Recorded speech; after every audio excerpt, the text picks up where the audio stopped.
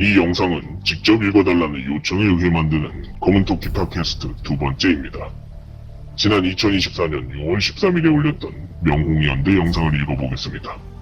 명홍연대는 이재명과 홍석현이 연대했다는 의미의 제목입니다. 중간중간 중요하지 않은 부분들은 생략하고 설명이 부족한 부분은 보충 설명을 추가하겠습니다. 자세한 내용은 해당 영상을 확인하시기 바랍니다. 문재인의 계획. 자신이 만든 윤석열을 홍석현에게 뺏긴 문재인의 총선 이후 다음 계획은 조국혁신당을 원내 교섭단체로 만들고 추미애를 국회의장으로 만들어서 윤석열을 압박해 올해 안에 조국이 윤석열을 끌어내리는 것이었습니다. 조국혁신당이 교섭단체가 되려면 20석을 넘겨야 하므로 모자란 나머지 8석을 채워야 하는데 문재인의 꼭두각시를 잠시 벗어난 이재명의 입장에서 자신의 대권 가도에 방해가 될 조국당을 원내 교섭단체로 만들어줄 리가 없습니다. 이준석의 개혁신당 같은 소수정당과 연대하여 20석을 채우는 방법도 현실적으로 어렵습니다. 이준석과 조국 모두 문재인을 모시고 있지만 추구하는 색이 전혀 다른 당이 연대했다가 자칫 지지층 이탈로 교섭단체도 실패하고 어렵게 만든 당 동력까지 잃을 수 있기 때문입니다. 이준석과 이낙연의 합당 때 이미 경험했죠. 그럼에도 문재인에게는 시간이 없습니다. 늦어진 연방제 통일 때문에 조급해진 북한의 김정은은 지금도 계속 미사일을 쏘고 쓰레기 풍선을 날리고 있으며 김정은이 혹시라도 문현동 금괴 사건을 언급한다면 국제사회의 비난은 받겠지만 전제군주인 북한의 김정은과 달리 큰 피해를 보는 것은 남한의 문재인 세력입니다. 때문에 문재인은 예정에도 없던 변방에서 중심으로라는 자신의 회고록을 북한과 관련된 5월 18일에 출간하며 북한의 김정은을 부드러운 아버지 이미지로 희석시키고 있습니다. 미사일이 아닌 쓰레기 풍선살포는 국가안보에 큰 위협이 되지 않으므로 연방제 통일 약속을 지키지 않는 문재인을 두고 오물과 쓰레기라고 욕하는 김정은의 메시지일 뿐입니다.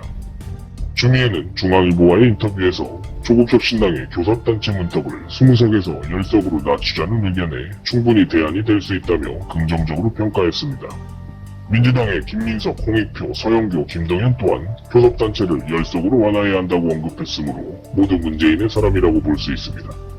문재인의 원조 플랜 A였던 김경수를 드루킹 특검으로 제거해버린 이해찬을 모시던 추미애가 현재 문재인의 꼭두각시 역할을 하고 있는 것으로 볼 때 군휴가 미복귀 논란에 터키로 출국한 추미애의 아들 문제를 문재인에게 약점 잡힌 것으로 추정됩니다. 추미애는 뜬금없이 국방위원회에서 활동하겠다고 했지요. 문재인은 사람을 쓸 때 당근을 제시하지 않습니다. 오로지 채찍으로만 상대의 약점을 쥐고 흔들기 때문에 결정적인 순간에 모두가 등을 돌리게 될 것입니다. 참고로 최근 2024년 8.15 광복절을 앞두고 홍석현은 윤석열을 통해 드루킹 댓글 조작 사건에 김경수를 사면 복권해줬습니다. 그리고 이에 앞서 지난 8월 14일 민주당의 검사 탄핵 청문회에 변희재 씨는 참고인으로 출석하기로 했고 두 번째 태블릿 PC인 장시호 태블릿 조작을 증언하기로 했습니다. 이에 홍석현은 그보다 이틀 전인 8월 12일에 김경수를 포함해 1219명을 사면시켜준다는 보도자료를 언론에 배포합니다. 이명박의 수임번호였던 716과 박근혜의 수임번호였던 503을 더한 숫자인 1219-1219는 부산 문현사동 1219-1번지의 문현동 금괴 사건을 의미합니다. 태블릿 PC 조작의 칼끝이 자신의 목까지 닿은 홍석현이 변희재의 청문회 출석을 막지 않으면 문현동 금괴도 무사하지 못할 것이라고 문재인에게 경고를 보낸 것이죠. 이에 문재인은 정청래와 박지원을 통해 변희재의 청문회 출석을 필사적으로 막아냅니다. 그리고 민주당 당대표 경선 핑계를 대며 정청래에게 모든 책임을 전가한 채 변희재 씨의 청문회 불출석 사건을 진짓 모르는 척하고 있는 이재명은 문현동 금괴 사건과 태블릿 PC 조작을 당연히 알고 있습니다. 이재명은 바보가 아닙니다.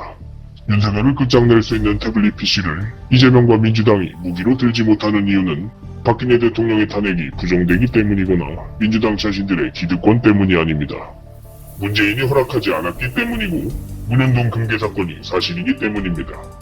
홍석현을 끝장내고 싶은 문재인은 자신도 문현동 금괴로 끝장날 수 있기 때문에 결정적인 순간에 태블릿 PC를 무기로 들지 못하고 있습니다.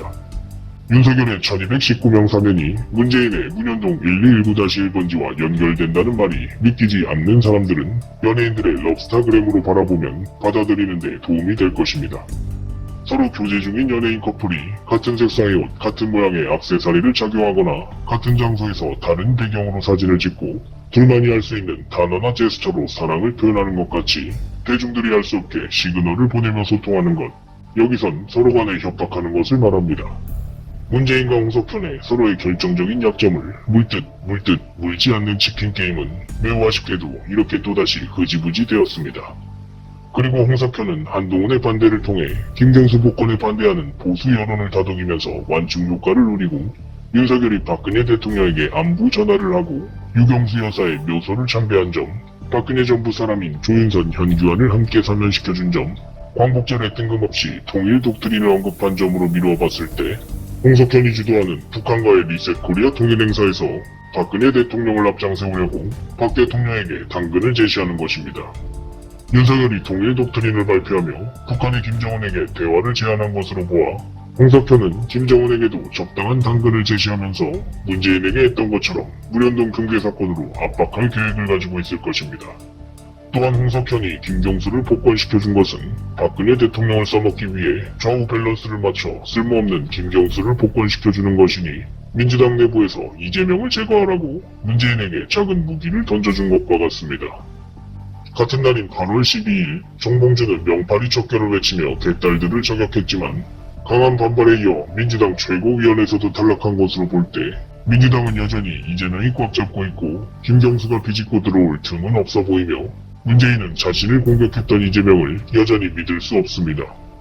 사면 복권된 김경수는 고민정의 기대와 달리 이재명의 민주당을 전혀 흔들 수 없는 사람이고, 김경수는 본인의 글을 통해서도 정치에 큰 뜻이 없는 것처럼 말하고 있습니다. 이재명을 믿을 수 없는 문재인이 김경수를 조국처럼 꼭두각시로 이용할 가능성도 제로에 가깝습니다. 김경수는 조국과 달리 문재인과 함께 노무현 사례라는 같은 범죄 공동체로 묶여있기 때문에 자신과 같은 약점을 가진 김경수는 문재인이 조국처럼 약점을 잡고 흔들 수 없는 사람이고, 마찬가지로 자신과 같은 약점을 지니고 있기 때문에 홍석현에게도 이길 수 없는 사람입니다. 현재 문재인의 주변에는 이렇다 할 인물이 없습니다. 이재명 외에는 선택지가 없습니다. 이 팟캐스트를 녹음 중인 2024년 8월 21일 최근, 문재인은 조국을 통해 이재명에게 가시밭길을 의미하는 선인장을 선물하며 교섭단체 완화를 다시 한번 압박한 것으로 볼 때, 만일 이재명이 문재인의 바람대로 조국 혁신당을 위해 교섭단체 요건을 완화해준다면 문재인과 이재명 사이에 또 다른 거래가 있었다는 말이 됩니다. 마지막으로 윤석열, 홍석현은 최서원, 그러니까 최순실 씨는 여전히 사면시키지 않고 있습니다. 아니, 절대로 사면시킬 수 없는 것이죠. 이대로라면 태블릿 PC를 사용할 줄 모르는 최서원 씨는 징역 21년을 다 채울 때까지 감옥에서 절대로 나올 수 없습니다. 현재 우리나라의 대통령은 홍석현이고 임기는 홍석현이 죽을 때까지입니다. 다시 6월 13일 명홍연대 글로 돌아와서 홍석현의 중앙일보가 조국과 추미애를 띄워주고 한동훈을 깎아내리며 문재인의 어젠다를 홍보해주는 것은 소나무당이 아직 살아있기 때문에 펼치는 양면전술일 뿐입니다. 한편으로는 문재인에게 꼬리 내린 척하면서 다른 한편으로는 김경숙, 문다혜, 강제북송 수사 등으로 문재인을 압박하고 있는 상황입니다. 다만 박근혜 대통령이 돌아올 조짐이 보이게 되면 문재인과 홍석현은 둘 모두 사형을 피할 수 없기 때문에 지난 2017년 탄핵 전국 때처럼 다시 한 팀으로 손을 맞잡게 될 확률이 높습니다. 추미애의 국회의장 당선을 위해 이재명에게 당근을 줘야 했던 문재인은 김어준 채널이나 스픽스 등의 유튜브 채널을 키워줬던 것처럼 이재명 채널의 구독자 수를 4월 26일에 어뷰징 프로그램을 통해 100만 명이 넘게 만들어줍니다. 이재명 지난 글에서 문재인에게 항복했기 때문에 더 이상 언급할 가치가 없다고 했던 이재명에게 언급할 가치가 생겼습니다. 김어준 채널과 박시영TV, 스픽스 등의 유튜브 채널에서 추미애를 출연시킨 것을 볼 때 문재인은 차기 국회의장으로 추미애를 점찍었고, 추미애 우원식, 정성호 조정식의 4파전이었던 민주당 국회의장 후보 경선은 5월 12일에 정성호가 후보직을 사퇴하고 곧이어 조정식도 추미애와 단일화하면서 추미애와 우원식의 2파전으로 좁혀졌습니다. 문재인은 언론을 통해 추미애가 명심, 즉 이재명의 선택이라는 기사를 열심히 부여댔지만 정작 결과는 추미애가 아닌 우원식의 승리였습니다. 우원식이 당선됐다는 것은 이재명이 더 이상 체포동의안 가결될 때의 옛날의 이재명이 아니라는 말이고, 이번 4.10 총선을 거치면서 비명계를 확실하게 쳐낸 민주당이 이제 거의 완벽하게 이재명의 사당화가 되었다는 말입니다. 물론 아직 민주당 내부에 문재인의 부하들은 남아있습니다. 이재명의 선택은 문재인의 희망과 달리 추미애가 아닌 우원식이었고, 이것은 이재명이 문재인에게 반기를 든 것이라 볼 수 있습니다. 우원식이 개헌론자이건 아니건 상관없습니다. 문재인에게 반대하기로 한 이재명은 조국을 키워줄 추미애만 아니면 됐을 뿐입니다. 얼마 전까지 백기투항했던 이재명이 갑자기 문재인에게 반기를 들게 된 계기는 무엇일까요? 이재명 개인의 판단일 수도 있겠지만 보통의 이런 경우엔 어딘가에 비공개 대화가 있을 확률이 높습니다. 마치 문재인과 이재명의 녹색병원 비공개 면담처럼 말이죠. 이재명과 윤석열은 지난 4월 29일에 영수회담을 진행했고, 이재명이 언론 보도용 모두 발언을 마치자 비공개 회담도 진행했습니다. 이 비공개 회담에서 윤석열 측은 정진석, 홍철호, 이도훈이 동석했고, 이재명 측은 진성준, 전준호, 박성준이 동석했습니다. 하지만 이들의 인터뷰를 살펴봐도 이렇다 할 특별한 내용은 없었습니다. 그리고 배석자가 많을수록 오너들, 즉 결정권자들의 진짜 이야기는 꺼내기 어렵습니다. 그리고 5월 7일 한국일보에서 함성득 임혁백 비공식 특사 기사가 단독으로 보도됩니다. 기사 내용에 따르면 윤석열은 이재명에게 총리를 추천해달라. 이재명이 불편한 사람은 뽑지 않겠다. 이재명 수사는 문재인 정부에서 시작한 일이다. 우리는 같은 사법 리스크를 가진 꼭두각시 처지다. 골프회동과 부부동반 모임도 하자라고 언급했다고 합니다. 윤석열 지지층의 상당수를 잃을 수도 있는 이 충격적인 발언 내용은 윤석열이 이재명에게 매우 적극적으로 화해 시그널을 보낸 셈이고, 이 발언에 대해 용산 대통령실은 그런 말 한 적 없다며 가짜 불쾌감을 내비쳤지만 이후 아무런 고발도 정정보도 요청도 하지 않았습니다. 이재명 또한 대외적으로는 비공식 라인을 부인했습니다. 더구나 어떠한 공직도 없는 사람들인 함성득 임혁백이 비공식 특사라는 위험한 주제를 대통령 퇴임도 아니고 자신들의 회고록도 아닌 영수회담 8일 만에 기사로 공개했다는 것은 진짜 비공식 라인이라면 다음 대화를 위해서라도 계속 숨어 있어야 할 텐데, 자신들의 정체와 해당 내용을 굳이 숨길 필요가 없을 뿐더러 오히려 사람들에게 그리고 누군가에게 고의적으로 알리려는 의도가 있었다고 봐야 합니다. 그리고 그 누군가는 문재인이 될 가능성이 매우 큽니다. 이재명 측의 박성준 대변인은 해당 비공식 라인을 전혀 몰랐다고 언급했고, 그럼에도 개연성은 있다고 말했습니다. 윤석열 측을 포함한 다른 배석자들도 이렇다 할 입장을 밝히지 않은 것으로 보아 함성득과 임혁백의 비공식 특사 역할은 사실로 판단됩니다. 그렇게 되면 지난 4월 29일에 있었던 영수회담은 미디어용 보여주기 쇼 요식회의가 되고, 이는 윤석열과 이재명의 야합이자 곧 홍석현과 이재명의 문재인에 대항하는 동맹구도가 잠시 형성됐다는 것을 의미합니다. 홍석현이 비공식 라인을 한국일보를 통해 일부러 공개한 이유는 이재명이 홍석현과 내통하고 있다는 사실을 문재인에게 알리려는 것이 목적입니다. 이것은 이재명을 믿을 수 없는 문재인과 꼭두각시 이재명 사이를 흔들어 놓음과 동시에 이재명의 퇴로를 차단하는 좋은 수가 될 수 있습니다. 윤석열의 비선 발언. 이재명 대표 수사는 결국 문재인 정부에서 시작된 것이 아니냐. 이재명을 탄압한 것은 윤석열이 아니라 문재인이라는 것을 강조하는 말입니다. 이재명 대표에게 내 진정성을 전해달라. 남은 임기 3년 동안 정치를 통해 국회를 통해 좋은 것을 남기고 싶다. 문재인이 주도하는 탄핵과 개헌을 막아내고 윤석열의 남은 임기를 마치고 싶어하는 홍석현의 계획을 알아달라는 것입니다. 총리 후보 몇 분을 알려주면 미리 검증해 영수회담 테이블에서 결정해보자. 문재인이 추천한 박영선은 불가하고 이재명이 총리 후보를 추천한다면 생각은 해보겠다. 다음 영수회담 때 또 만나자라고 홍석현이 마음에도 없는 말을 하는 것입니다. 영수회담이 쭉 이어져 앞으로 더 자주 만난다면 골프회동도 하고 부부동반 모임도 하자. 문재인과는 거리를 두고 앞으로는 윤석열을 통해 홍석현과 더 자주 대화하자는 것입니다. 나는 어차피 단임 대통령으로 끝나지 않느냐. 이재명에게 다음 대통령의 가능성을 넌지시 알려주는 것입니다. 홍석현은 그럴 생각이 추호도 없으면서 말이죠. 이재명 측에 비해 한껏 저자세였던 함성득, 즉 윤석열 측의 비공개 발언을 미루어 봤을 때 이 거래에서 상대적으로 아쉬운 입장은 홍석현이고 칼자루는 이재명이 지게 됩니다. 이재명의 칼자루는 그저 자신의 문재인 아니면 홍석현의 진영 선택의 문제이고, 홍석현 또한 이를 잘 알고 있으므로 이재명에게 저자세로 나간 것입니다. 이재명의 입장에서 이대로 추미애가 국회의장이 되고 조국 혁신당이 교섭단체가 되어 윤석열을 탄핵시키는데 조국이 앞장서게 된다면 자신의 대권 후보로서의 입지는 좁아지게 됩니다. 더구나 만일 조국이 다음 대통령에 당선된다면 문재인이 드루킹이나 노무현 때처럼 이재명 자신을 도사구팽할 것은 불보듯 뻔한 일이기 때문에 다소 못 믿었더라도 추미애 탈락이라는 홍석현의 제안을 받아들이는 것 외에는 이재명에게 달리 선택의 여지가 없습니다. 드루킹은 댓글 조작 프로그램 킹크랩을 통해 문재인에게 유리한 방향으로 댓글을 조작하다가 자신의 인사청탁이 받아들여지지 않자 문재인에게 반기를 들었고 이후 징역 3년이 확정되어 지난 2021년 3월 21일에 만기 출소했습니다. 노무현은 김대중과 자신의 문현동 금괴범죄를 덮기 위해 2003년부터 문재인을 민정수석 자리에 앉혔고 이후 2009년에 이인규 중수부장의 노정현 40만 달러 수사가 진행되자 금괴범죄가 탄로날까봐 급박해진 문재인 세력들에 의해 제거되었습니다. 노정현 40만 달러는 다음 팟캐스트에서 자세히 다룹니다. 결국 추미애의 탈락으로 사정이 급해진 문재인은 자신의 부하인 이준석, 천하람, 조국을 통해 임기 단축 개헌 카드를 다시 한번 꺼내들고 조국을 통해 민주당이 교섭단체 열석 완화 약속을 지키지 않고 있다고 말하며 교섭단체 진행을 서두르지 않겠다던 기존의 입장을 완전히 뒤집습니다. 홍석현의 계획. 이재명과 홍석현 둘의 만남은 삼국지로 치면 위나라에 대항해 5화 초기 연대한 5월 동주 같은 상황이라 할 수 있습니다.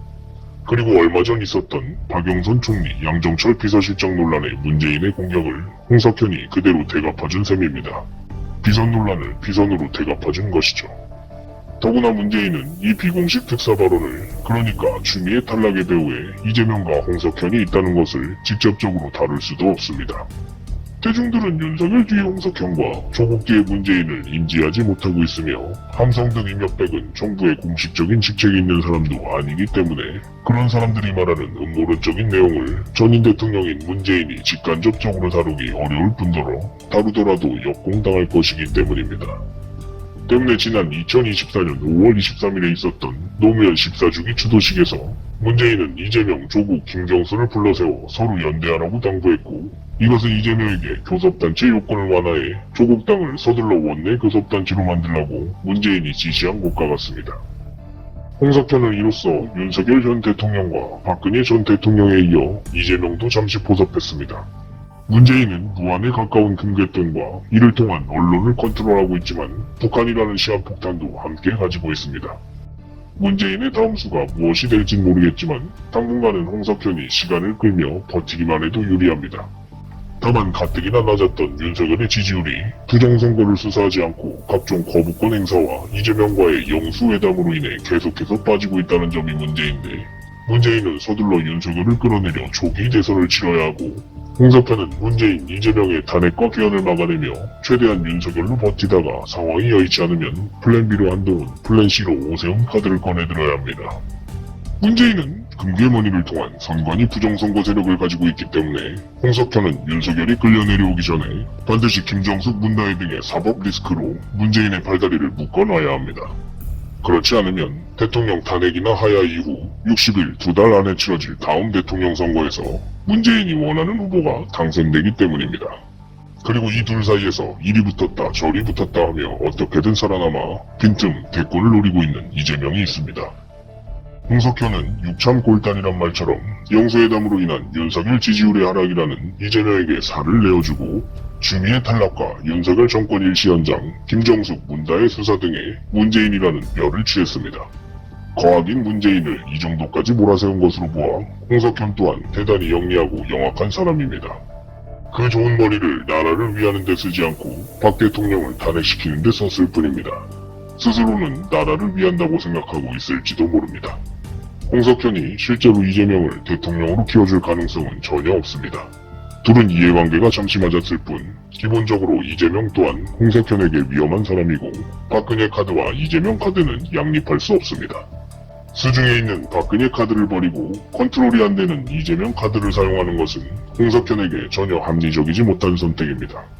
이재명은 그동안 윤석열을 끝장낼 수 있는 변희재의 제1 태블릿 PC 무기를 전혀 사용하지 않았고 그것이 이번 홍석현과의 접점을 만들어 주었지만 악인들은 서로를 100% 믿을 수 없기 때문에 이재명에게는 보험이 필요합니다.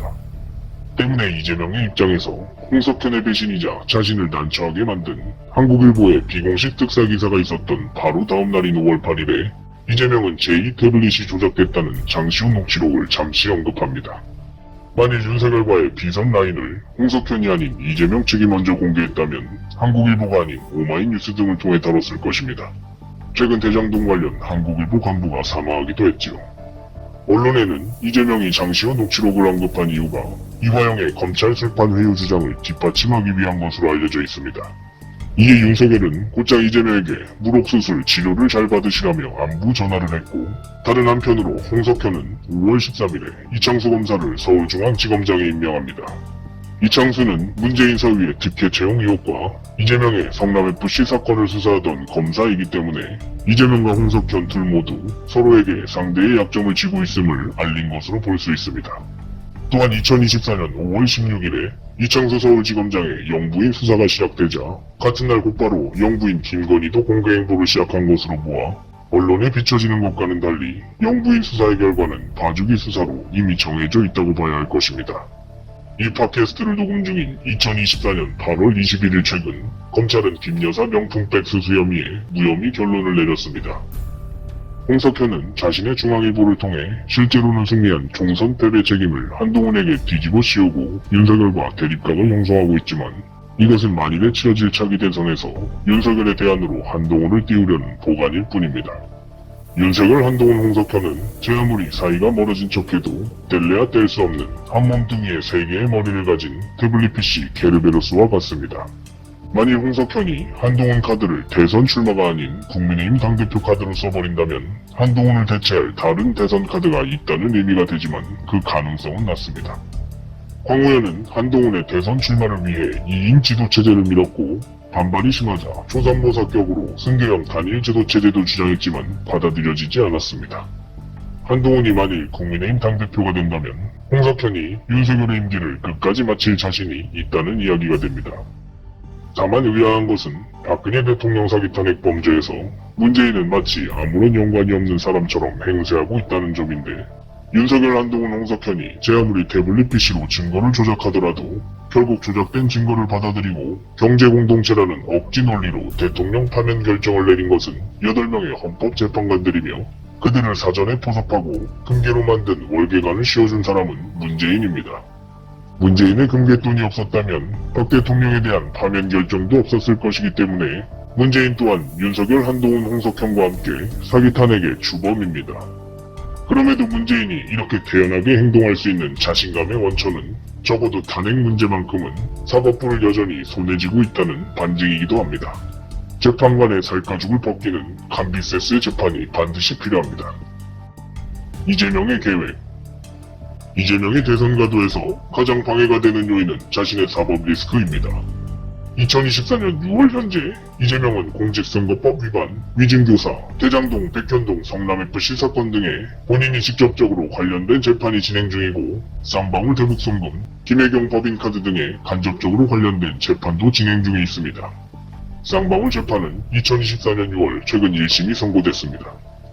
이 재판들 중 단 하나라도 유죄 판결을 받아 당선 무효형이 확정되고 대통령 비선거권이 박탈된다면 이재명 개인의 정치 생명이 끝나는 것뿐 아니라 가족의 안전까지도 위협받을 수 있기 때문에 이재명은 어떻게 해서든 자신의 재판을 지연시키며 다음 대선 또는 조기 대선을 노려야 합니다.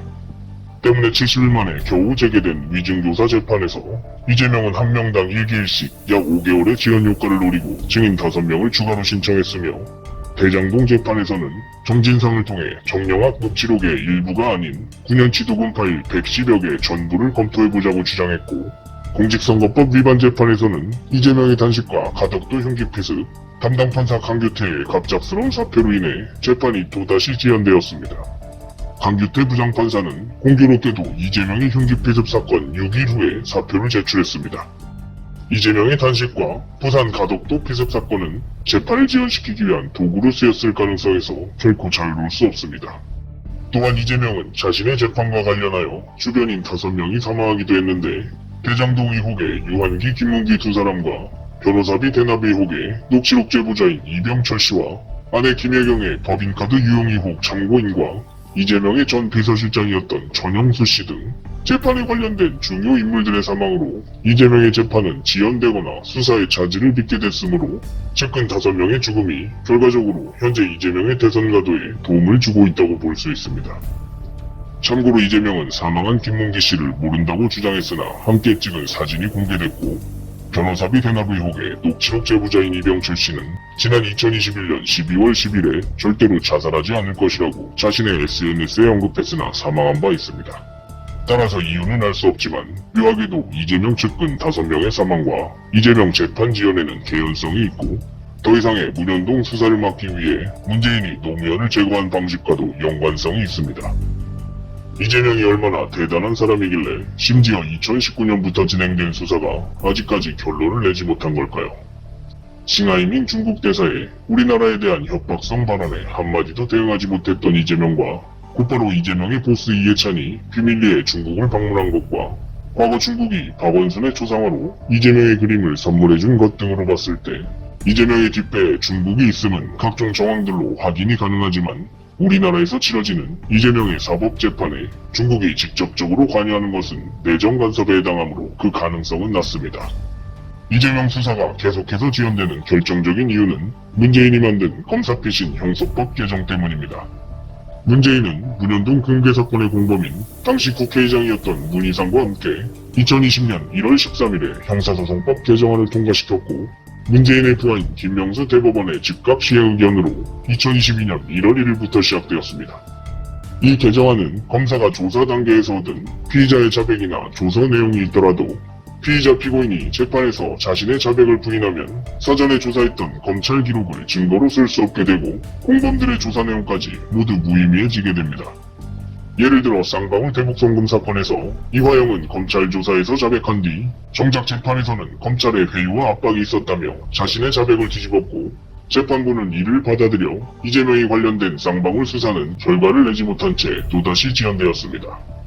마찬가지로 이재명의 재판과 관련하여 사망한 5명의 사람들 모두 이미 죽은 사람이 되어 재판에 출석할 수 없으므로 검찰이 사전에 조사해둔 내용이 있더라도 이제는 특별히 신뢰할 수 있는 피의자 신문조서의 증거로 쓰이기 어렵게 되었습니다. 이화영 또한 검사 피신 법 개정이 없었다면 이미 사망했을 가능성이 높습니다. 문재인의 모든 정치적 행보는 문현동 금괴에서 바라보면 해석이 간단해지기 때문에 문재인의 형소법 개정은 문현동 금괴 사건과 같은 공범이 많은 사건의 혐의 입증을 까다롭게 만들고 재판을 장기화시켜서 다음 수를 짜낼 시간을 벌어보려는 문재인의 영악한 수작이라고 볼 수 있습니다. 우리나라 모든 합법의 근원을 거슬러 올라가면 그 끝엔 반드시 문재인이 나옵니다. 문재인은 문현동 금괴를 감추려고 대통령이 된 사람입니다. 재판을 어떻게든 지연시키고 있는 이재명이 윤석열에게 곧바로 2번째 영수회담을 요청한 것은 윤석열의 지지율이 자신과 영수회담을 할 때마다 떨어지면 떨어질수록 자신의 유죄 판결 전에 대통령 선거가 먼저 치러질 가능성이 올라가기 때문입니다. 이재명은 다가올 지방선거에서도 당대표로서 공천권을 행사하고 언제 있을지 모를 조기 대선과 자신의 유죄 판결을 대비해 민주당의 당원 당규 개정안을 통과시키려 하고 있습니다. 이 팟캐스트를 녹음 중인 2024년 8월 현재 민주당은 특별하고 상당한 사유가 있는 때에는 당대표도 대선에 출마할 수 있다는 예외 조항을 만들거나 국민의힘은 대통령 후보자 선거관리위원회 구성 전까지 당대표를 사퇴하면 대선 출마가 가능하다는 조항을 넣어 이재명과 한동훈 모두 윤석열이 내려오게 될 조기 대선을 대비하고 있습니다. 그 외 결과적으로 문재인이 홍석현의 국민의힘을 견제하기 위해 총선에서 이재명의 민주당 후보들을 부정선거를 통해 대거 당선시켜준 것이 추미애의 국회의장 당선 실패로 문재인 자신의 발목을 잡게 됐습니다. 제 꾀에는 항상 제가 넘어가는 법입니다. 윤석열의 역술인으로 알려진 천공은 지난 2022년에 오세훈과 유인촌 추정을 차기 대선 주자로 언급한 바 있습니다. 천공은 홍석현이 무대 뒤에 숨어있기 위해 대신 앞장 세운 디코이 인물일 뿐입니다. 이태원 사고 당시 유럽 여행 겸 출장 중이던 오세훈은 자신의 장기인 눈물로 위기를 모면한 뒤 윤석열 탄핵 및 조기 대선의 냄새를 맡고 초대형 태극기라는 전시행정 아이디어로 주목을 끌며 부쩍 여러 행사와 미디어에 얼굴을 비치고 있습니다. 해저 자원을 탐사하는 탐해 사무가 출항한 것으로 보아 군산 앞바다 말도 부근과 제주도 애월읍 앞바다와 울진 후포항 인근 등에 숨겨놓은 아직 세탁하지 못한 바닷속에 숨겨둔 금괴들을 탐사 작업 중 발견한 것으로 위장할 가능성이 있습니다. 해저자원 개발 문제는 인접 국가와의 소유권 문제로 비화될 수 있기 때문에 비공개 탐사가 원칙임에도 대대적으로 공개한 것은 문재인을 압박하기 위한 홍석현의 수단일 수도 있고 최혜병 김건희 특검 공세에서 대중의 관심을 돌릴 만한 적당한 이슈거리가 될 수도 있습니다. 2025년부터는 탐해 3호를 통해 문재인 백준호 밀당들이 바닷속에 숨겨놓은 금괴들을 찾아내야 할 것입니다. 문다혜의 수상한 동거래 정황은 경호원을 지인으로 속이고 여러 차례 나누어 입금한 점, 굳이 태국 돈 바트화로 한국 돈과 섞어서 송금한 점, 춘추 관장과 디자이너 딸 등 여러 명이 나누어 이체한 점으로 보아 추적을 피하기 위한 김정숙 옷값과 같은 문현동 금괴돈입니다. 이 사건으로 조사받은 주용훈 경호처장은 노무현 살해 사건의 공범입니다. 문다혜는 대통령 문재인의 임기 중에 매우 특이하게도 태국으로 이민 갔고 태국은 노무현과 김한길이 문현동 금괴들을 세탁한 캄보디아와 국경을 맞대고 있는 국가입니다. 문다혜의 이혼 또한 위장이혼일 가능성이 있습니다. 참고로 김정숙 옷값의 관봉권은 청와대 특활비가 아닙니다. 관봉권이란 추적을 피하기 위해 세탁된 금괴돈을 의미하고 특활비가 아닌 것이 드러나면 그 비싼 옷값을 어떻게 대통령 개인사비로 충당했는지 추적이 들어오게 되므로 문재인이 대통령 기록물로 봉인한 것입니다. 다시 한번 말하지만 김정숙의 옷값은 문현동 금괴돈입니다. 윤상현이 김정숙 특검법을 발의하며 문재인 수사의 최선봉에 앞장선 것은 문재인 입장에서 진퇴양난에 빠지게 됩니다. 윤상현의 입을 다물게 하려면 당선 부여용으로 윤상현의 의원직을 박탈시켜야 하는데 윤상현에게 패배한 남녀희가 제기한 선거 무효 소송을 들이파면 문재인의 사전투표 부정선거 범죄가 발각되므로 문재인 입장에서는 이러지도 저러지도 못하는 형국입니다. 또한 문재인을 모시고 있는 이준석이 자신의 정체를 더 이상 숨기지 못하고 김정숙 특검법을 반대하며 발악하는 것을 볼 때 윤상현을 통한 홍석현의 김정숙 특검법 발의는 문재인에게 꽤나 아픈 공격입니다. 뉴탐사 채널은 노무현의 죽음 뒤에 이명박이 있다며 문재인 자신의 범죄를 다른 사람에게 뒤집어 씌우고 있는 것으로 보아 문재인의 어젠다를 대변하는 채널이라 볼 수 있습니다. 홍석현은 5월 30일 자신의 중앙일보 단독 기사에서 검찰을 통해 노정현 판례를 다시 검토하겠다며 문재인을 강하게 압박합니다. 노무현의 딸 노정현이 미국 아파트를 구입한 돈의 출처를 추적하면 결국 문현동 금괴돈이 나오기 때문에 노정현의 아파트 구입자금 40만 달러는 문재인의 아킬레스건입니다. 노정현 40만 달러는 세 번째 팟캐스트에서 자세히 다룹니다. 탈당까지 운운하며 연일 한동훈을 공격하던 눈치 빠른 홍준표가 최근 윤석열을 두둔하고 갑자기 문재인을 공격하는 것으로 볼 때 승부의 추는 확실히 홍석현 쪽으로 기울고 있습니다.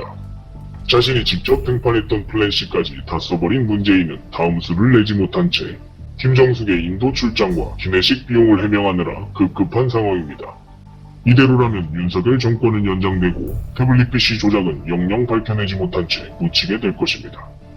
참고로 2017년 7에서 8월 문재인이 대통령이 된 지 2달 만에 우리나라의 금 수입 물량은 10배나 폭증했고 모두 아랍에미리트에서 들여와 인도로 수출됐습니다. 문현동 금괴를 감추기 위해 대선까지 출마한 문재인이 대통령이 되자마자 벌어진 일이므로 금괴 세탁과의 연관성을 배제할 수 없습니다. 그리고 영부인 김정숙이 인도로 타고 간 비행기에 대통령 문재인의 휘장이 있었다는 것은 이 사람이 대통령의 권한을 대신한다는 매우 무서운 외교적 의미를 가지게 됩니다.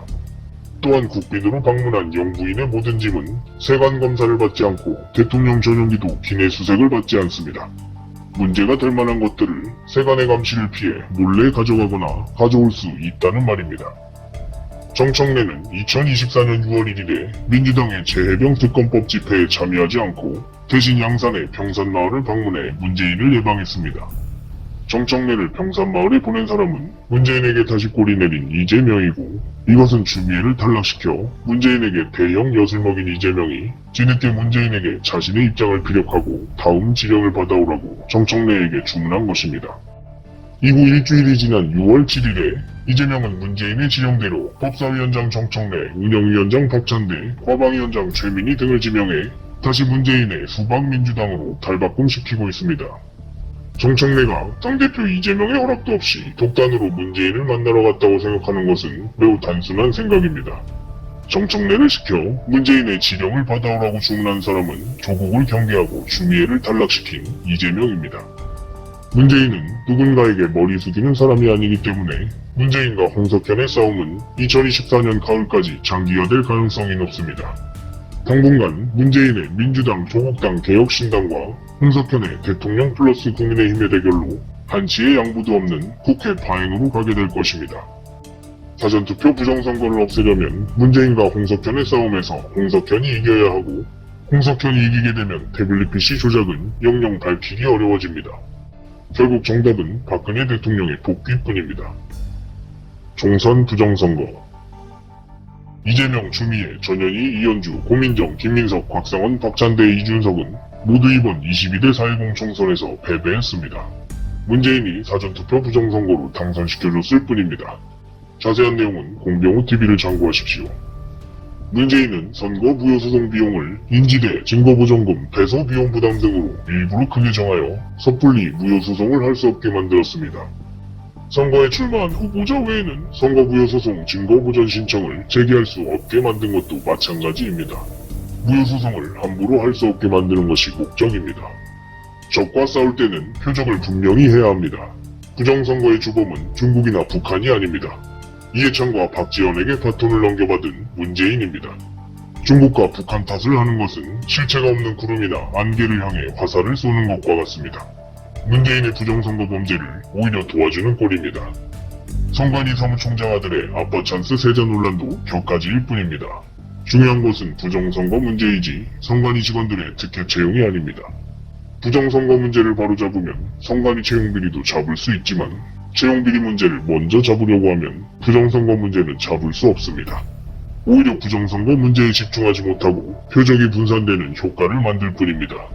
마치 투우사를 공격하지 못하는 황소가 빨간 천만 공격하다 최후를 맞이하는 것처럼 말이죠.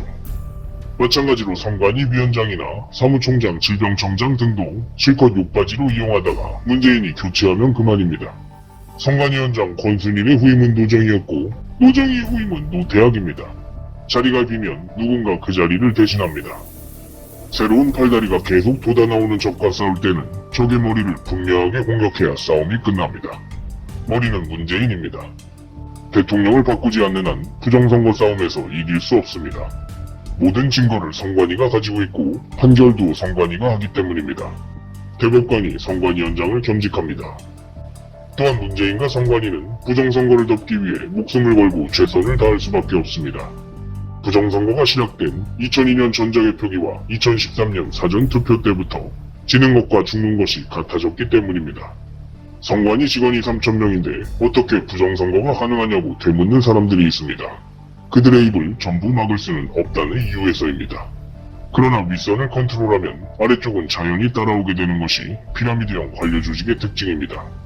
말단 직원들은 아무것도 모르는 채 투표함을 나르고 조작된 개표 상황을 열심히 참관하며 자신의 일에만 충실할 뿐입니다.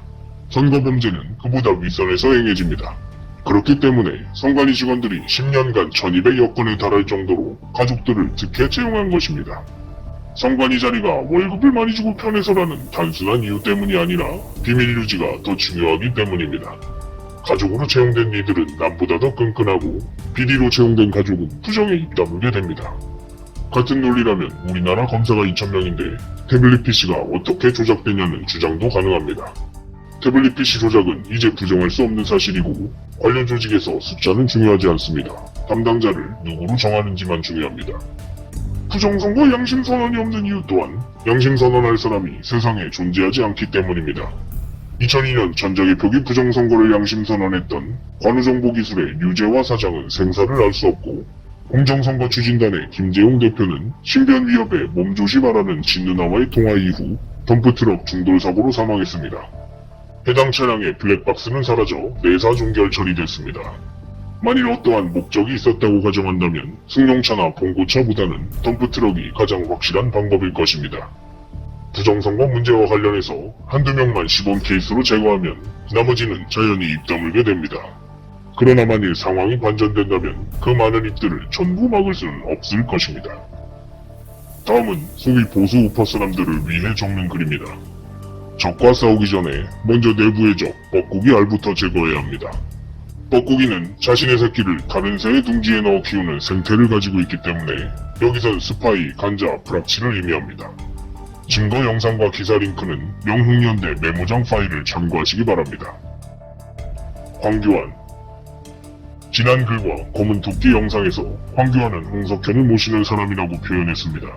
하지만 황교안에 대해 자세히 알아볼수록 황교안은 보신주의적 성향이 강한 사람이고 홍석현보다는 문재인과 가까운 사람으로 판단됩니다.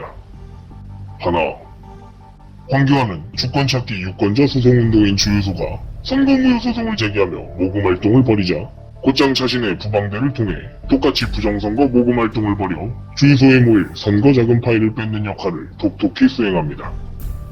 둘, 황교안은 지난 2022년 3월 16일에 자신의 황교안 TV 채널에서 본인이 아닌 권오용 변호사를 통해 자신은 할 만큼 했으니 부정선거 수사는 이제 윤석열 대통령이 해야 한다며 윤석열 핑계를 대고 선거무효 소송을 취하한 바 있습니다. 당시까지만 해도 문재인의 부하였던 윤석열이 부정선거를 수사하지 못할 것을 알기에 황교안이 윤석열 핑계를 대며 고의로 취하한 것이죠. 따라서 최근 진행 중인 부정선거 모금과 선거무효 소송 또한 윤석열 또는 다른 누군가에게 책임을 전가하며 지난번처럼 슬그머니 취하할 가능성이 매우 높습니다. 2024년 8월 현재 황교안은 민경욱과 함께 선관위와 대법원 핑계를 대며 여전히 부정선거 가두리 역할을 톡톡히 수행하고 있습니다. 셋, 황교안은 2016년 탄핵 정국 당시 자신의 주군인 박근혜 대통령 탄핵에 찬성한다는 탄핵 의견서에 동의한 뒤 헌법재판소에 제출했습니다. 당시 법무부 장관은 공석이었음에도 이 의견서에는 법무부 장관의 직인이 찍혀 있었고 전임 법무부 장관이었던 황교안이 국무총리가 된 후 벌어진 일이기 때문에 국무총리 겸 권한대행의 황교안이 법무부 장관의 직인을 대신한 것으로 추정할 수 있습니다. 유승민은 황교안이 탄핵에 동의한 뒤 법무부 차관을 시켜서 헌재에 공문을 보냈다고 언급했습니다. 중요한 것은 헌재에서 이 동의서를 공개할 때 결제 라인만 익명으로 처리하여 황교안의 이름을 비공개해줬다는 점인데 이정미를 포함한 8명의 탄핵주범 헌법재판관들은 모두 문재인의 금괴돈을 받아먹은 자들이기 때문에 헌재를 통해 결제자 이름이 비공개 처리된 황교안 또한 문재인의 금돈으로부터 자유로울 수 없는 사람이 됩니다. 성경에서도 가룟 유다가 은하 30냥에 자신의 주구를 팔아넘깁니다. 이 비공개 처리된 탄핵 동의서는 박근혜 대통령이 복귀하면 공개될 수 있습니다. 넷, 자신의 주군을 탄핵시켜 대통령 권한대행이 된 황교안은 평생에 다시 오지 않을 기회임을 알아차리고 국무총리 명패를 즉시 대통령 권한대행으로 바꾼 뒤 기념사진을 남깁니다. 이후 구로동에서 권한대행 과잉 이전으로 교통체증을 유발한 바 있으며 자신의 KTX 열차 탑승을 위해 인도였던 열차 플랫폼까지 차를 타고 이동한 점, 구로 노인복지관에서 자신이 엘리베이터를 이용해야 한다며 노인들을 계단으로 오르게 한 점, 그리고 주군을 지키지 못한 죄인이자 불과 5개월이라는 짧은 권한대행 기간임에도 대통령 권한대행 국무총리 황교안 기념시계를 만들어 배포한 점 등 권한대행이 격에 맞지 않는 행동으로 빈축을 산 바 있습니다. 권한대행 기념시계는 다른 말로 하면 박근혜 대통령의 탄핵을 기념한다는 말과 같습니다. 다섯, 황교안은 박근혜 대통령의 지시로 통진당을 해산시킨 뒤 마치 자신의 업적인 양 공안검사를 홍보하고 있습니다. 여섯, 공안검사를 홍보하던 미스터 국법법 황교안은 자신의 정치 멘토로 자유한국당 당대표 특별보좌관 김현장을 영입한 바 있습니다.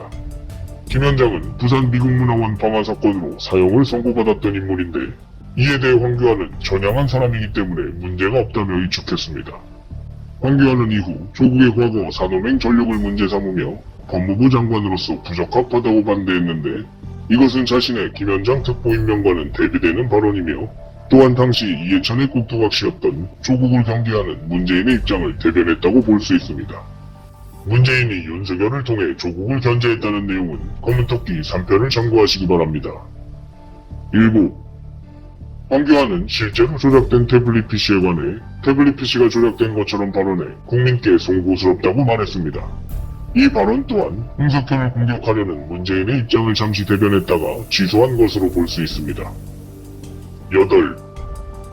황교안은 법무부 장관이었던 2014년 5월 21일에 강병규 안전행정부 장관과 함께 사전투표를 적극 활용해달라며 당부했습니다. 이에 대해 황교안 지지자들은 당시에는 황교안이 사전투표의 문제점을 몰랐던 시절이라며 감싸주고 있습니다. 9. 황교안은 2015년 10월 13일 국회 본회의에서 2012년 18대 대선이 부정선거였다고 주장하는 강동원 의원을 상대로 부정선거를 외치고 있는 지금의 모습과 달리 선관위를 두둔했습니다. 당시 새정치민주연합 소속이었던 강동원 의원의 주장은 정당했고 같은 당의 당대표였던 문재인은 자신의 대선 패배를 뒤집을 수 있었음에도 개인의 의견일 뿐 당의 공식 의견은 아니라며 강동원 의원과는 선을 그었습니다. 문재인이 강동원 의원의 부정선거 주장에 반대했던 이유는 지난 2012년 18대 대선은 문재인의 투표지 분류기 부정선거에도 불구하고 박근혜 대통령이 승리한 선거였고 정식으로 조사하게 되면 문재인 자신이 범인인 것이 드러나기 때문입니다. 2012년 18대 대선 때는 아직 사전투표가 없었고 문재인은 박근혜 대통령에게 패배한 이후 황교안을 통해 사전투표 제도를 문제없이 제도화시킵니다. 이후 문재인은 개표 부정을 주장했던 강동원 의원을, 그러니까 부정선거의 범인이 문재인이라고 주장했던 강동원 의원을 비상식적이라며 국회 운영위원회에서 사퇴시키고 새정치민주연합 원내부대표 자격을 박탈시켜버립니다. 결과적으로 다음 대통령이 되는 제19대 대통령 문재인의 탄생을 막을 최고의 기회를 황교안이 고의로 날려버린 셈이고, 법무부 장관으로서 사전투표를 독려하고 국무총리로서 부정선거 수사를 뭉개면서 박 대통령의 사람인 척하며 황교안이 최선을 다해 문재인을 보호해준 것입니다. 황교안은 부산 문현동에서 금괴범죄가 일어나고 바로 다음 연도인 2003년에 부산 문현동을 관할지역으로 두고 있는 부산지검 동부지청에서 차장검사를 역임했습니다. 그리고 그보다 1년 전인 2002년 4월 11일에 노무현은 부산 동부지청장 이병기 씨에게 정탁 전화를 했고 정탁 내용과 관련해서 동부지청 내에 소문이 바다해졌다고 합니다. 이 정탁 전화를 받았던 이병기 동부지청장은 다음 해에 사망합니다. 만일 황교안이 부산 동부지청에서 검사로 재직하는 동안 당시 민원사항이었던 문현동 금괴 사건 수사 여부를 묵살했다면 공범이 되고 정탁 내용에 대해 알거나 들었다면 최소한 범죄의 종범이 됩니다. 참고로 문현동 금괴 범죄는 여적죄로 사형입니다. 황교안의 부산지검 동부지청에서의 근무는 문현동 금괴 사건을 두고 문재인과 황교안 사이에 최초 접점이 되기도 합니다. 11. 황교안은 1980년 징병검사에서 만성 단마진 두드러기로 병역 면제 판정을 받았지만 이후 치료를 통해 완치됐다고 밝혔습니다. 그런데 단마진 판정을 받기 6일 전에 병역 면제 판정이 먼저 나와 문제가 되었습니다. 이에 대해 병무청은 단순 날짜 실수였다고 해명했고 황교안은 자신의 1980년 진단 진료 기록은 10년이 지나 폐기 되었기 때문에 없다고 밝혔습니다. 기록에 따르면 지난 2002년부터 2012년까지 11년간 징집 대상자 약 365만 명 가운데 황교안과 같은 만성 단마진으로 병역 면제를 받은 사람은 고작 4명입니다. 황교안이 신체 검사를 받은 1980년의 단마진 환자 수는 알 수 없지만 1년이 아닌 지난 11년 동안의 징집 대상자로 계산해봐도 황교안의 단마진은 91만 분의 1이라는 매우 낮은 확률이 됩니다. 1980년에만 단마진 환자가 폭발적으로 증가한 특별한 일이 있지 않는 한 표본이 많을수록 통계적 정확도는 높아집니다. 따라서 황교안의 확률적으로 극히 희박한 단마진 군면제를 믿는 사람은 사전투표와 당일투표의 차이가 큰 부정선거도 확률적으로 가능하다고 믿게 되는 모순에 빠지게 됩니다. 그러므로 황교안과 함께 부정선거를 주장하려면 황교안의 군면제도 가능하지 않다고 주장해야 합니다. 황교안과 1973년 경기고 동창생인 노회찬은 청문회 증인으로 출석하여 황교안에게 두드러기가 있다는 말은 청문회 때 처음 들었다고 증언한 바 있습니다. 이후 노회찬이 구치소에 수감되자 황교안은 구치소가 좀 춥고 그래야 반성도 하지라고 언급합니다. 12. 황교안의 구치소와 관련하여 지난 2017년 3월에 박근혜 대통령이 서울구치소에 수감된 직후 허리 통증을 이유로 책상과 의자를 반입해달라고 요청했지만 황교안 권한대행은 이것을 허락하지 않았고 결국 문재인 정부 출범 이후인 2017년 7월에야 문재인에 의해 반입이 허락됐습니다. 또한 2019년 1월에는 황교안의 자유한국당 여의도 캠프 사무실 호수가 박근혜 대통령의 수인번호 503과 같지 않냐는 기자의 질문에 황교안은 박 전 대통령의 수인번호까진 모른다고 대답한 적이 있습니다. 13. 황교안은 2019년 자유한국당 당대표 후보 2차 TV토론회에서 김진태, 오세훈과의 토론 중에 박근혜 대통령의 탄핵이 정당했는지를 OX로 대답하라고 하자 탄핵은 부당했다며 X표 팻말을 들었습니다. 하지만 헌재의 탄핵 결정을 존중해야 한다고 말했던 자신의 모순된 과거 발언 때문에 비난 여론이 일자 다음 날인 3차 TV토론회에서는 사실 세모를 들고 싶었다고 말해 황교안에 이어 황세모라는 별명을 얻었습니다. 14. 황교안은 자유한국당 대표 시절 바른미래당 유승민 대표에게 전화해 보수 통합을 위해 박근혜 대통령의 탄핵은 지난 일이니 덮고 가자고 통화한 사실이 있습니다. 15. 박영선은 법사위원장이었던 2013년 3월 13일 오후 4시 40분경 당시 황교안 법무부 장관에게 김학의의 법무부 차관 임명을 반대하며 박지원에게서 받은 김학의 별장 성접대 CD가 있다고 말하자 황교안이 굉장히 당황해하며 귀까지 빨개졌다고 말했습니다. 마치 성접대 CD를 이미 본 사람처럼 말이죠. 이틀 뒤 김학의는 예정대로 법무부 차관에 임명됐고 곧바로 해당 동영상에 대한 수사가 시작되자 김학의는 차관 임명 6일 만에 사퇴했습니다. 이후 황교안은 박영선의 중소벤처기업부 장관 후보자 청문회에서 그런 CD를 본 적이 없다. CD를 왜 법사위원장실에서 보냐며 강하게 부인했지만 법사위 회의 영상이 공개되자 박영선의 말이 사실임이 확인되었습니다. 중요한 것은 같은 군 면제자인 김학의의 특수강간 사건을 사전에 알고 있었음에도 자신의 보스인 박근혜 대통령에게 보고하지 않고 차관 임명을 방관했다는 것인데 황교안은 이에 대해서도 대통령께서 임명하신 자리라며 자신의 책임을 박근혜 대통령에게 전가했습니다. 메모장 파일에 링크로 첨부한 2013년 6월 17일 박영선의 법사위 발언 영상 속 황교안의 모습을 보면 김학의의 범죄 인락을 알고 있었다는 사실과 CD를 본 사실을 인정하면서도 고개만 살짝 끄덕이고 눈꺼풀을 여러 번 깜빡이며 황교안 자신의 입으로는 절대로 내뱉지 않고 나중에 혹시 문제가 될 경우 어떻게든 빠져나갈 구멍을 만들려는 극한의 보신주의 성향이 여과없이 드러납니다. 따라서 김학의의 범죄 사실조차 방관했던 황교안이라면 이보다 더 큰 문제인 부산 동부지청에서 차장검사로 근무할 당시 문현동 금괴 사건에 대해 알게 됐다고 하더라도 마찬가지로 입을 다물었을 확률이 매우 높습니다. 참고로 당시 민경욱은 황 대표는 결코 CD를 본 적도 없고 관련된 이야기를 들은 기억도 없다며 황교안을 두둔했습니다.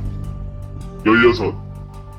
황교안은 2017년 1월 관한대행 당시 충남 논산의 군부대에 방문하여 건빵을 먹어보고는 건빵 맛이 여전하다고 말해 빈축을 산 바 있습니다. 앞서 말했지만 황교안은 단맞은 군 면제자입니다. 17. 황교안은 지난 2020년 4.15 총선에서 미래통합당 당대표였음에도 불구하고 밤 11시 40분경 대표직을 사퇴하고 집으로 돌아갔고 이는 헌정사상 최초로 제1야당 대표가 개표 도중 사퇴하고 집으로 돌아간 일이 되었습니다. 4월 15일 그날은 황교안 자신의 생일이었으므로 단마진으로 병역을 회피했듯이 서둘러 집으로 돌아가고 싶었을 마음은 이해합니다.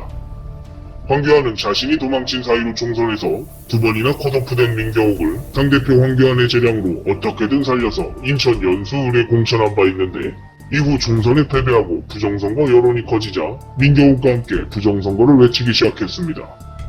한편 부정선거 재검표를 외치며 후원금 5천만원을 모금했던 민경욱은 자신의 재산을 32억 원으로 신고했고 인천에 출마했던 제20대 국회의원 중 재산 증가 1위를 하기도 했습니다. 강용석을 포함한 여러 유튜버들 또한 부정선거 이슈로 후원금을 쏠쏠히 챙긴 바 있습니다. 18. 2020년 총선에 패배한 황교안은 다른 유튜버들처럼 손정민군 사건으로 지지 세력을 모은 뒤 이용 가치가 떨어지자 2022년부터는 전혀 언급하지 않고 있습니다. 부정선거와 같은 문재인의 민감한 이슈마다 뻐꾸기 황교안이 앞장선 것으로 볼 때 황교안이 앞장선 손정민군 사망 사건도 문재인 정부와 연관이 있을 가능성이 매우 높습니다. 19. 황교안은 2016년 탄핵 정국 당시 계엄령 문건 작성에 참여하여 후일 박근혜 보수 정권이 국민의 뜻에 반하는 쿠데타를 모의했다는 프레임으로 우파 정권 몰락에 힘을 보탰습니다. 당시 기무사의 계엄령 문건에는 윤석열 서울중앙지검장의 직인도 찍혀있어 논란이 됐었고 황교안은 이 문건에 대해 완전한 거짓말이라며 계엄 문건 같은 건 본 일도 없고 들은 일도 없다고 주장했습니다. 그러나 황교안은 권한 대행으로서 2016년 12월 9일, 2017년 2월 15일, 2017년 2월 20일 등 계엄 문건 관련 NSC 회의에 3차례 이상 참여했습니다. 2018년 7월 문재인 정부 때 제기된 이 계엄령 문건 논란은 기무사령관 조현천의 미국행으로 기소 중지, 즉 수사가 일시 정지되었고 대중들의 관심이 식을 무렵인 2023년 3월 29일에 조현천이 귀국하면서 수사가 재개됐지만 무혐의 처분으로 마무리되었습니다. 결과적으로 박근혜 정권의 쿠데타 프레임을 씌워 대중들을 양떼몰이했지만 사면과 벌금을 포함해 전원 무죄가 선고되어 실제로 처벌받은 사람은 없는 황교안이 문재인에게 선물해준 국면전환용 이벤트가 됐을 뿐입니다. 황교안은 김기현이 당선된 2023년 국민의힘 당대표 선거를 앞두고 국내인 경선 결과에 일체의 의의를 제기하지 않는다는 선거 결과 승복 서약서에 동의한 뒤 경선에 패배하자 부정경선을 외쳤습니다. 당대표가 되기 위해서라면 부정선거도 침묵하겠다는 속내가 드러난 황교안은 매번 부정선거를 외치지만 해결하는 것은 아무것도 없습니다. 부정선거 범죄가 진짜로 밝혀지면 문재인과 공범인 황교안 자신도 잡혀가기 때문에 항상 주변만 맴돌 뿐입니다. 마치 범죄를 수사하던 경찰이 알고 보니 범인이었던 영화의 한 장면처럼 말이죠. 21. 황교안은 부산 LCT 사건에서 특혜 시비를 이유로 외국인들의 투자 이민을 거절했던 권재진 법무부 장관과 달리 황교안이 법무부 장관에 취임하자 19일 만에 외국인 부동산 투자 이민을 허가해줌으로써 LCT가 문제없이 건설될 수 있도록 결정적인 역할을 했습니다. 참고로 문현동 금괴 사건의 공범인 문재인과 김무성은 자신들의 LCT 연루설 유포자를 명예훼손으로 고소한 바 있습니다.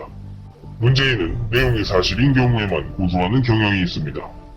문재인은 자신을 빨갱이라고 비방했던 김정식, 최우원, 고영주 씨를 고소했고 부산저축은행 사건을 저격했던 이종혁 전 의원을 고소했으며 박원출 전 한국조폐공사 사장과 함께 20조 원에 이르는 자금을 세탁했다고 인터넷에 글을 올린 네티즌 6명을 문재인이 고소한 바 있습니다.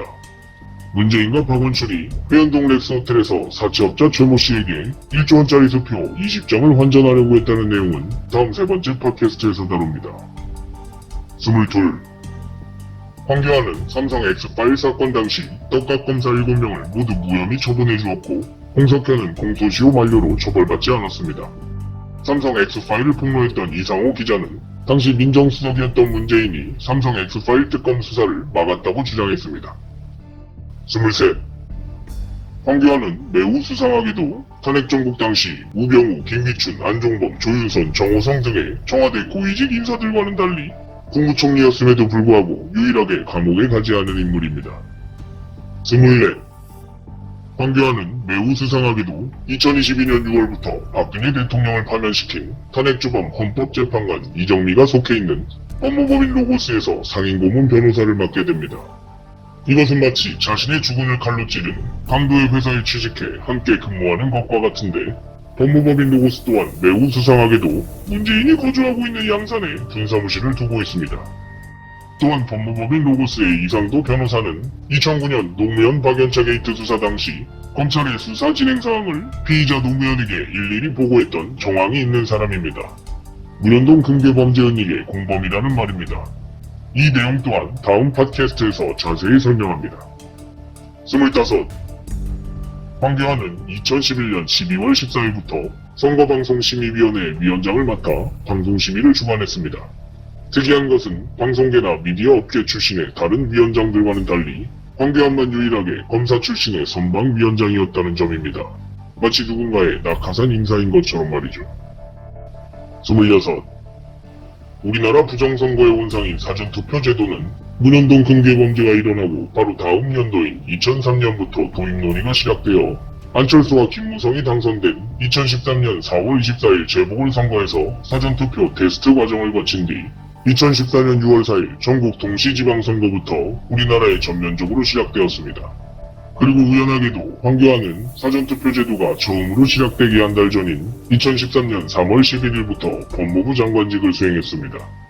사전투표의 문제점들을 법무부 장관으로서 은폐할 수 있었다는 의미입니다. 황교안에 대해 한두 가지 사항만 본다면 그럴 수도 있지라고 생각할 수 있습니다. 하지만 그런 우연들이 26가지나 반복된다면 그것은 더 이상 우연이 아닙니다. 부정선거를 믿는 사람은 계속된 우연을 믿지 않습니다. 지금의 사전투표 제도를 있게 만든 사람은 당시 법무부 장관이었던 황교안이었고 앞서 말한 26가지 항목을 미뤄봤을 때 황교안은 문재인이 박근혜 정권에 심어놓은 간자, 적자, 스파이, 밀정이라고 봐야 합니다. 황교안이 독실한 기독교인이라며 끝까지 응원하는 사람들이 있습니다. 2002년 5월 28일 부산 문현동 현장에 찾아와 직접 금괴를 확인하고 고사까지 지낸 금괴 사건의 공범이자 김대중 대통령 비서관을 지냈던 신필규는 크리스찬 아카데미의 사회교육 원장을 지냈던 사람이고, 신필균의 언니이자 마찬가지로 금괴 사건의 공범인 김대중 정부에서 문화관광부 장관을 지냈던 신낙규는 이화여대 기독교학 학사, 예의대 기독교학 석사를 지냈습니다. 자신과 같은 종교라며 정치인을 무작정 지지하는 것은 매우 위험한 일입니다. 정치인의 종교는 본질을 흐리는 안개와 같습니다. 사탄이나 악마가 정말로 존재한다면 늑대가 양의 탈을 쓰듯이 독실한 기독교인 행세부터 먼저 할 것입니다. 죄의 무게는 종교를 가리지 않습니다. 2013년 3월 11일부터 2015년 6월 13일까지 황교안은 법무부 장관으로서 문재인의 투표지 분류기와 사전투표 부정선거를 수사하지 않고 뭉갰습니다. 문재인과 함께 사전투표 부정선거를 제도화시킨 황교안은 자신이 가장 완벽하게 숨는 방법이 부정선거 등잔 밑에 숨는 것임을 파악하고 가장 선두에서 부정선거를 외치면서 관련 정보들을 문재인에게 보고하고 결정적일 때 내빼는 방식으로 지금껏 살아남아왔습니다.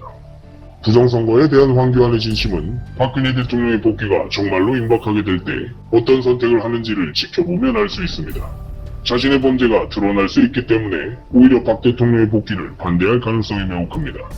문재인과 대척점에 있어 보이는 황교안이 어떻게 문재인의 사람, 문재인의 부하가 될 수 있는지는 투량환주라는 사자성어를 살펴보면 알 수 있습니다. 적진의 선봉장에 자신의 사람을 심어놓고 고의로 패배하는 방식은 문재인이 오래전부터 즐겨 쓰던 가장 효과적인 방법입니다.